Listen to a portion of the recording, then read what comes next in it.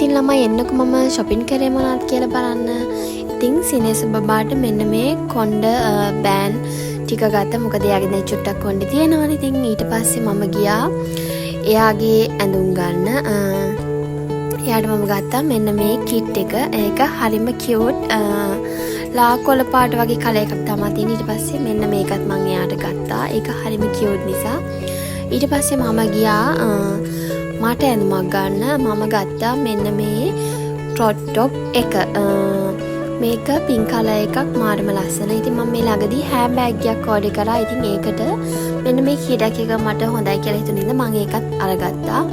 ඊට පස්සේ ළමයි මට තිලක වර්ධනයකින් ගන්නම කියලා ගියා වොච් එකක්. ඉතින් මට ඒක ගන්න අමතක වුණේ හින්දා මම නිහාල් ෆැෂන් එකට ගිහිල්ලා සිටිෂන් වොච් එකක් ගත්තා. ඒක ගෝල්ඩ් කලර් එකයි සිල්වර් කලර් එකයි මික්ස් එකක්. මම ඇත්තටම වෙනද ගන්නේ වොච් ගන්නකොට තිලක වර්ධනයේ වොච් මාරම හොඳයි. මම එදා ඉඳන් පාවිච්චි කරන්නේ ඒකෙන් අරගෙන. ඊට පස්සේ